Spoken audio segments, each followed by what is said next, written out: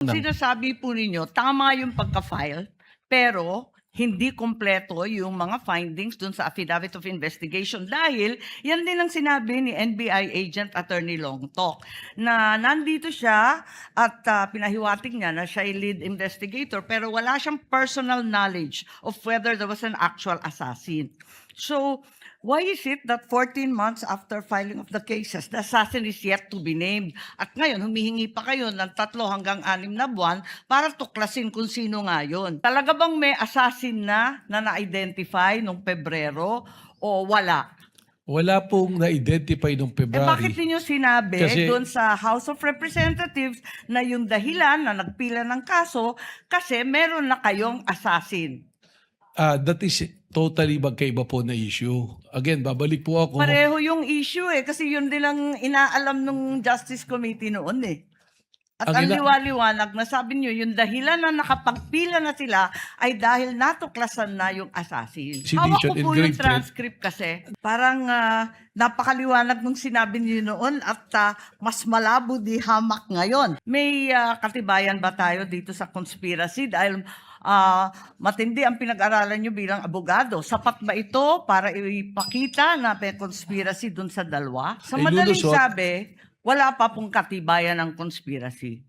Yun po yung tinitingnan nga nating anggulo. Kaya Yun nga, pero sa ngayon, habang tayo ang naglilitis dito, wala pa. Yes, thank you very much to our presiding judge. Kumusta Attorney Mel, Congresswoman Ann, at sa lahat na narito. Itatanong ko lang, kasi sinusundan ko rin yung kwento ninyo, na kahapon sabi ninyo na 100% certain na si VP Sara contracted someone over the alleged plan to kill the president as well as 2 others. Tapos, ito naman, corroborative naman ito, nung sinabi ninyo, nung 29 April yata sa House of Representatives, na sinabi rin ninyo, meron na kaming leads at mukhang talaga yun ang findings. Kaya may grave threat at inciting. Tama ba na sinabi po ninyo to? Tama po. Meron pong report po. At alam din natin na nag-file na yung NBI February 2025 na ng inciting to sedition case against BP noong February last year. Ngayon, nagtatanong lang ako, 14 months later, as late as 29 April, the NBI still has not identified yung supposed assassin. Does it mean na at that time na nagpila sila ng kaso ng inciting noong Pebrero na nakaraang taon, the NBI wasn't even sure if there was an actual assassin? Alam ko before your time to, no, Mel? Pero tinatanong ko lang, how can the NBI be sure there was really a contract if they can't even identify the said assassin? Respectfully po, Your Honor, magkaiba po kasi ang elemento nung yung pong kaso ng grave threat saka inciting based on the investigation report at based po sa findings ng NBI noon, nakumpleto na po yung elemento ng grave threats saka na inciting to sedition. Hindi naman po kailangang mahanap kung sino po yung kinausap na assassin. That is not an element for the filing of a complaint. So ang sinasabi po ninyo, tama yung pagka-file, pero hindi kompleto yung mga findings dun sa affidavit of investigation dahil yan din ang sinabi ni NBI Agent Attorney Longtok na nandito siya at pinahiwatig niya na siya ay lead investigator pero wala siyang personal knowledge of whether there was an actual assassin. So, why is it that 14 months after filing of the cases, the assassin is yet to be named? At ngayon, humihingi pa kayo ng 3 hanggang 6 na buwan para tuklasin kung sino nga yun. Ganito nga po, yung pong grave threat at inciting to sedition, nandun na po sa DOJ yan. That is the subject of a resolution na dapat gawin ng DOJ. Magkaiba po yan, hiwalay po natin. Ito po ang ating investigation dito is an investigation because of the continuing active and serious threat to the President amounting to the effect na yung national security is only being compromised. Pero so hindi doon po po natin yan, tinitingnan.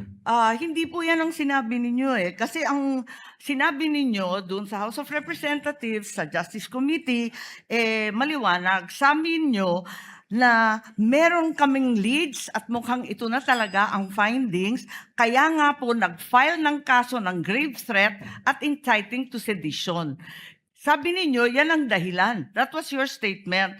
Because if you stand by these words na may finding na talaga, at yun ang dahilan kaya nagpila noong February, as early as February, the date that the NBI filed, the NBI already had findings that VP Sara spoke with an assassin. How come kayo ngayon, sinasabi ninyo na wala naman nung panahon na yon? Ganon din ang sinabi ni Attorney Loto. So, hindi ko maintindihan ngayon, talaga bang may assassin na na-identify nung Pebrero o wala? Wala pong na-identify noong February. Bakit niyo sinabi Kasi- doon sa House of Representatives na yung dahilan na nagpila ng kaso kasi meron na kayong assassin? That is totally magkaiba po na issue. Again, babalik po ako. Pareho yung issue kasi yun din ang inaalam ng Justice Committee noon At ang Ang liwaliwanag na sabi niyo, yung dahilan na nakapagpila na sila ay dahil natuklasan na yung assassin. Wala po akong sinabi doon na natuklasan. I also mentioned at that time that there are persons of interest. Again, we have to go back po na yung inciting to Hawak sedition ko and po yung grave threat. transcript kasi. Okay Oo. po, tama naman po yung binabasa Kaya niyo. nga nag-file ng kaso kasi meron na kaming leads. Well, Ang liwanag ng pagkasabi ninyo we are referring, may lead na nga po, ibig sabihin, yung pong grave threat, completed na Meron ng threat. In fact, tumatawid na po tayo sa merong kinausap. And we are already talking about na doon sa admission ni mismo ni Vice President Sara na meron siyang kinausap na papatay at pumayag yung papatay. Parang napakaliwanag nung sinabi niyo noon at mas malabo di hamak ngayon. Ngayon, bakit kinailangan pa mag-issue ng AO11 kung talaga namang continuing investigation? Dahil ba ito sa April 12 yung sinasabi niyong Rage Coalition? Kasama po yan, paulit-ulit ko pong sinasabi na there is a 5 points na tinignan po natin na ginagamit po ng isang secret Yes, we're service. aware of that. The sexual, economic, etc. Alam naman natin yon kasi yan din ang gamit ng US, di ba? Tama po. Kaya po, merong ongoing investigation. Sinabi ko na yung threat is serious, continuing, and active, na ito po ay tumatawid na rin to the level of national security. Kung talagang may pattern of violence, doon sa Rage Coalition launching, andun ba si VP Sara? Wala po. Ganun pala As a matter of fact, she wasn't even there. Siya ba nagsalita? Siya ba nagsabi nun? Si Mayor Basti po. Are you implying na may conspiracy kay VP Sara at Mayor Baste to have the president killed? Yan po yung aming tinitingnan. Kanina po, tanong ni Senator Ping Lacson, tinitingnan po natin kung mayroong sabwatan po na nangyayari.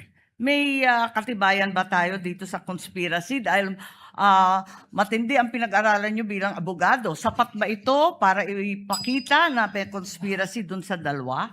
Yun po din yung sagot ko kanina kay Senator Ping Lacson, kaya po hindi pa nakasuhan sapagkat tulad po ng mga kaso na pumapasok at alam po ng mga abogado na conspiracy is sometimes harder to prove than the crime itself. That's why we have to make a case build-up para masiguro po natin ng isasampang kaso Sa ay madaling lulusot. sabi, wala pa pong katibayan ng conspiracy. Yun po yung tinitingnan nga nating anggulo kaya Yun nga, tinitingnan pero mga sa ebidensya. ngayon, habang tayo ang naglilitis dito, wala pa. Kung meron na po, na-file na po namin yan. Kailangan po lumusot ito under Memorandum Circular number 20 of the Department of Justice. Ngayon, Reasonable certainty of conviction. alam natin yan. Ang sabi ninyo, yung Special Task Force, ano ang gagawin ng Special Task Force kung natumbok na rin yung assassin nung Pebrero pa? O Then- natumbok na ninyo ngayon na nasa ilan na na-interview ninyo? Ano ang gagawin sa mga assassin na to? Then, kailangan po natin silang imbestigan at kausapin kung gaano kalawak para malaman po natin kung huminto na ba ang threat sa presidente. Sapagkat alamin natin kung sino po ang mga kausap. Dahil maraming nagtatanong kung bakit pa kailangan mag-case build-up samantalang eto na tayo sa impeachment trial, eto na tayo na wala pang actual assassination, kaya hindi naman maintindihan kung ano pa ang silbi ng Special Task Force. Alam po ninyo, yung pong dito sa impeachment, magkaiba po yung requirement eh. Hindi naman po natin kailangan pang ipresenta kung sino yung kinausap na assassin. Ang importante lang po rito ay yung admission mismo ng Vice Presidente na humanap siya ng mamamatay para patayin ng Presidente at iyon ay pumayag. Doon po papasok na yan. Dahil po respectfully, di po sa impeachment court, hindi naman po necessary na may criminal conviction. Kaya po inilatag po yan kung ano-ano yung mga basehan po. Kindly wind up, Sa Senator ating Judge Amy. presiding judge at pati na rin kay Attorney Matibag, ang ating direktor, sabi po ninyo na matutumbok ninyo ito sa loob ng 3 hanggang 6 na buwan.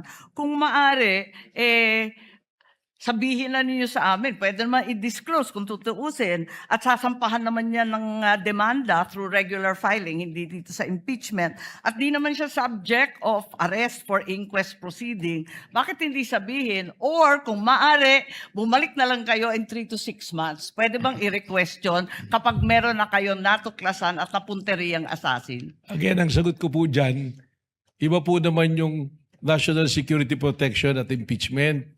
Dito po sa impeachment, yung sinasabing betrayal of public trust ay pumasok na po dahil meron pong sinumpang tungkulin ng ating Vice Presidente to protect and defend the Constitution, execute the law, do justice to everyone, and consecrate herself to the service of the nation. Alam po natin Yung yan. pong ginawa niya po, papasok po yun sa betrayal of public trust kasi enforce the law, do justice.